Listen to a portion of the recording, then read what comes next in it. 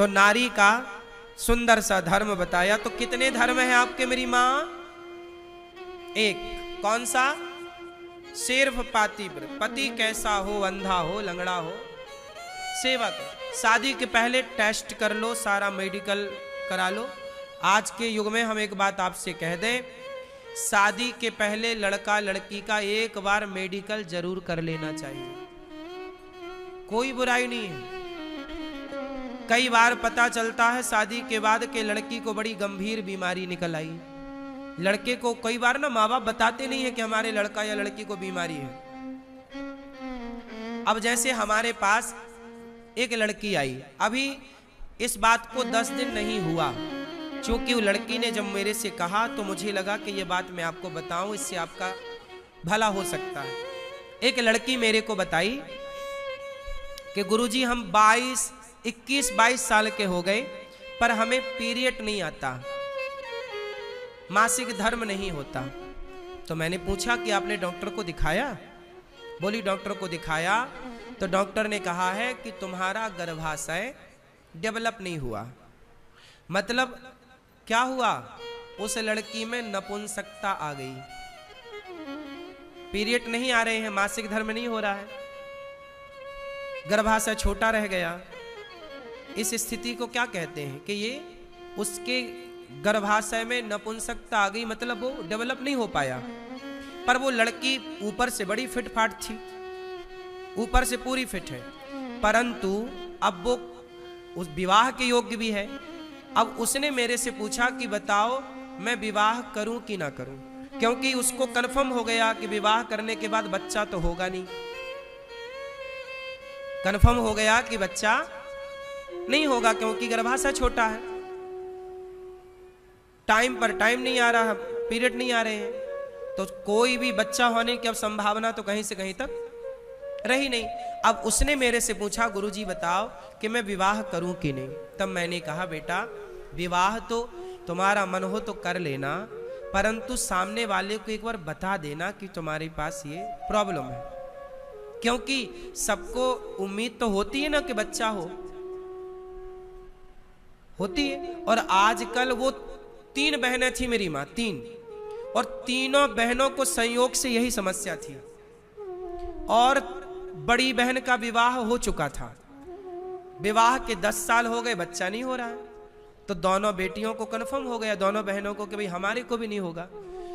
तो आप किसी को जब जान रहे हो कि आपको बच्चा नहीं हो सकता, ये दिक्कत कई बार पुरुषों में भी होती है कि पुरुष भी दिक्कत में, चला डॉक्टर बोलता ना कि पुरुषों में भी ये दिक्कत है कि ये पिता नहीं बन सकता, स्त्रियों में भी दिक्कत जाती है कि ये मां नहीं बन सकती, होता है करोड़ों में कोई एक, क्या कह सकते, ईश्वर की माया है। तो मैं आपसे केवल ये निवेदन करूं कि एक छोटा सा टेस्ट करा लेने से, शादी के पहले करा लेने में 2-5 हजार रुपए के 10 हजार के खर्चे से बुराई क्या है? दोनों संतुष्ट रहो ना कि भाई आप भीतर से फिट है कि नहीं, आप फिट है कि नहीं, आपके भीतर कोई गंभीर बीमारी तो नहीं है। बोलो हाँ। अब वो विवाह के लिए लड़का तो ढूंढ रही है, लेकिन कंफर्म है कि बच्चा नहीं होगा। और ये दिक्कतें मैया आजकल आम सी हो रही हैं, महिलाओं की ये समस्याएं आजकल क्या हो रही हैं? आम, मतलब अधिकांश स्त्रियों को ये समस्याएं हैं। और ये समस्याएं आई कहां से? पुरुष पिता नहीं बन पा रहा है, स्त्री मां नहीं बन पा रही। क्या समस्या है? पहले तो ऐसी समस्याएं नहीं थी, ना के बराबर थी। आजकल का जो खान पान है, होता क्या है, जो आप एल्यूमिनियम का बर्तन प्रयोग करते हो, मूल गूगल में सर्च कर लेना मेरी बात को, एल्यूमिनियम का जो बर्तन होता है जिसमें आप कुकर में चावल, कुकर में दाल और एल्यूमिनियम की कढ़ाई में छौंका लगा के मस्त तुम खाती पीती हो। एल्यूमिनियम के बर्तनों में पकाने से, एल्यूमिनियम के बर्तन में बना हुआ भोजन खाने से पुरुषों के भीतर नपुंसकता आती है। गूगल में सर्च कर लेना। सबसे पहले एल्यूमिनियम के बर्तन जेलों में अंग्रेजों ने घुसाए थे। कहां घुसाए थे? जेलों में। ये बताओ कि धातु अपना काम करती है कि नहीं? आज के 100 साल पहले हमारे घरों में किन बर्तनों में भोजन बनता था, जरा बताओ, बोलो क्या? कांसा। ये मैया पुरानी है, ठीक कह रही है। कहाँ तांबे के तुम कम बना ली मेरी माँ, तांबे में बन रहे थे।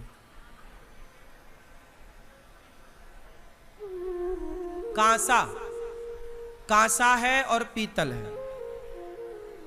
कोई बड़ा आदमी था तो चांदी के बर्तन में बनाओ, तुम बड़े आदमी हो तो सोने के बर्तन में बनाओ।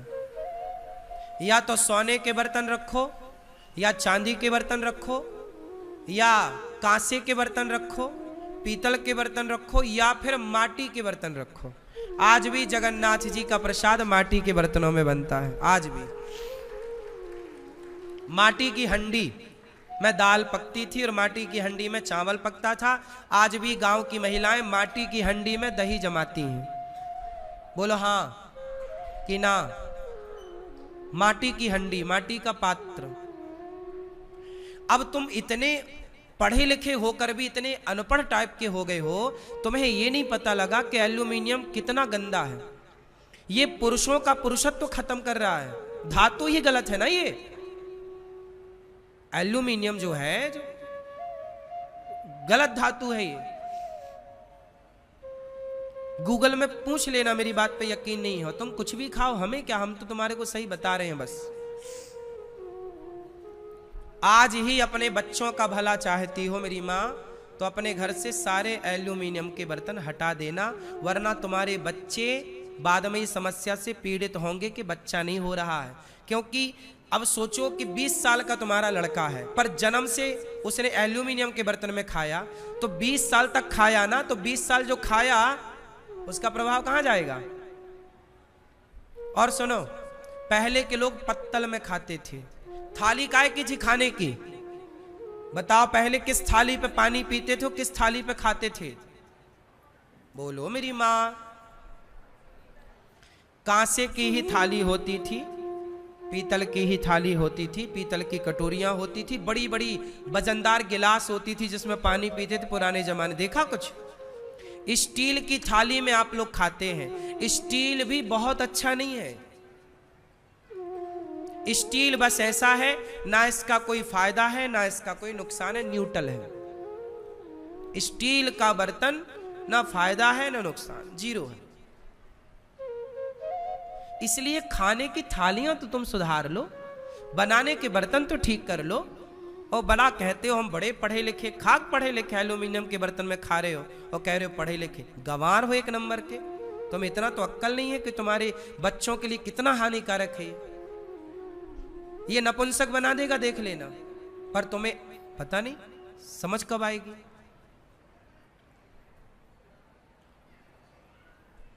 बात छोटी छोटी है पर तुम्हारे भले की है। हम सब सर्च करते रहते हैं, सर्वे करते हैं ताकि आपका भला हो सके।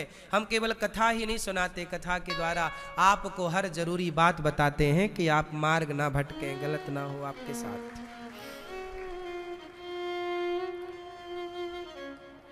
कितने लोग मेरी बात से सहमत हैं कि एल्यूमिनियम सही है या गलत है? एल्यूमिनियम का पात्र सही है कि गलत है? बोलो। और सुनो, मेरे कहने पर यकीन मत करना, आप भी अपनी रिसर्च करो, आप भी पड़ताल करो, आप भी पूछो कब से एल्यूमिनियम घुसा। यदि एल्यूमिनियम सही था तो तुम्हारे बाप, जब तुम्हारी नानी विदा होके आई ना, उस समय नानी को दहेज में जो बर्तन आए थे वो एल्यूमिनियम के नहीं आए थे? बोलो। पहले बाप बेटी को काय के बर्तन देता था? हाँ, धातु थी और वो महंगी भी बिकती है, ताकि हमारी बेटी पर कल को कोई संकट आ जाए तो गिलास 1 किलो की देता था बाप, ताकि बेटी बेच करके कुछ पैसे जुड़ जाए और अपना गुजारा कर लेती, कोई दिक्कत आए तो। 2 in 1 बात कर थी ना तुम्हारे पिता की। पहले आटा लगाने की जो बड़ी परात हुआ करती थी जिसमें आटा गूंथा जाता था, वो आटा लगाने की परात भी वो पीतल की या कांसे की थी? बोलो हाँ। फिर और आजकल तुम आटा काय में गूंथती हो? स्टील, सब स्टील। तवा, आजकल तवा आया है नया, ना वो लोहे का है ना वो काय का, पता नहीं काय का है, चल रहा है सब। दूध दही सब सही। रोटी तवे की ही अच्छी लगती है, मतलब लोहा ही होना चाहिए। हाँ, लोहे की रोटी मतलब लोहे का तवा, कुछ भी नहीं मेरी माँ। क्या क्या बताएं तुम्हें।